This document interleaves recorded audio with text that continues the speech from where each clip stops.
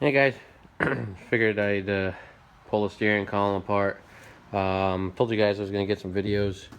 Um, and this thing is pretty nasty looking.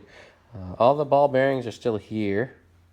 The bottom ones are a little rusty, but I just got to clean them up. I think they're okay.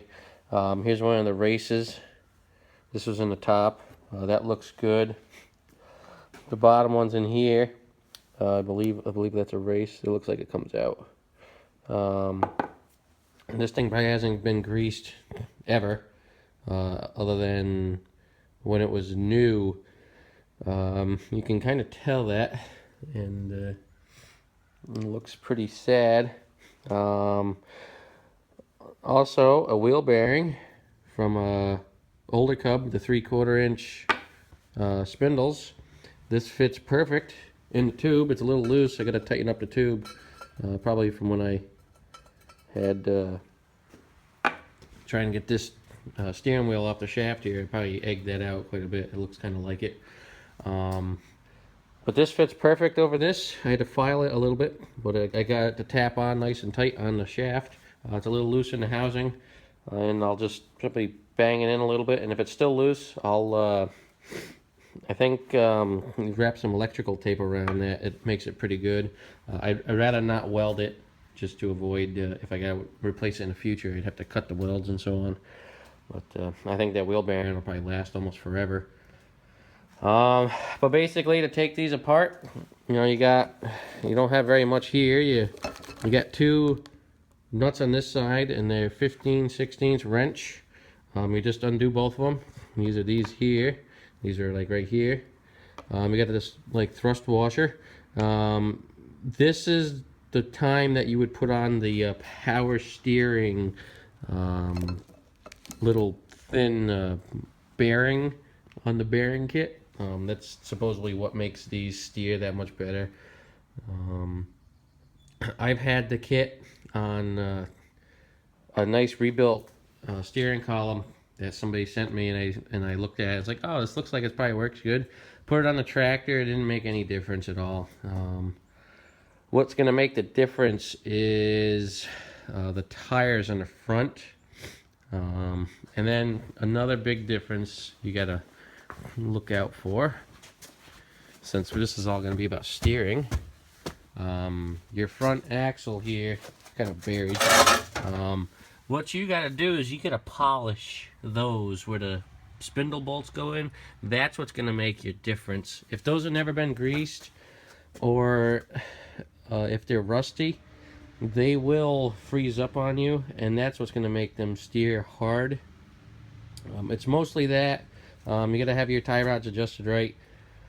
And let's see, I think that's about it. As long as your steering box is in good shape as well, that's what's going to make the difference for you. That bearing, power steering bearing kit for these Ross steering columns, like I said, I haven't found that to actually be anything worth buying. I put it on a Cub Cadet 70, and it steered the same with that on, and I polished my spindle bolts as well. The 71 I redid up, which is on my page as well. That one was easier to turn than the 70 was. So there's and that didn't have the bearing on the column. So maybe on some tractors it might make a difference, but another thing that's gonna make a difference is tires. The tri-rib tires with the high middle rib will make a difference as well, because there's not as much resistance. But basically, it's between cleaning all this up good, adjusting this just right so it's not too tight and dragging, and then obviously this bearing in the top of the steering column is going to help, just because it's got less resistance than even the plastic one. And then polishing up your spindle bolts on the front axle. I'll go through that when I get this thing done. I gotta take that all apart anyways. But yeah, just make sure everything's good and greased up and in good shape and so on, and your tie rods are freed up as well. And that's about it. Like I said, I haven't found that bearing to do much, So I'm not going to bother putting it on. Some others might have different opinions, but that's my opinion. But yeah, this thing's in good shape at least. It's just really dirty in there, and it's nothing's broken or anything. This cap came right out. It's actually really clean. So just gotta give it a good cleaning and put some grease in the thing. Another thing is grease will come out of these holes if you over grease it. So just fill this up pretty good and turn it all by hand. Turn the worm gear here all by hand and get the grease all in there, and then go from there. I'm using just black grease from Tractor Supply. It's lithium based. Seems to be pretty good.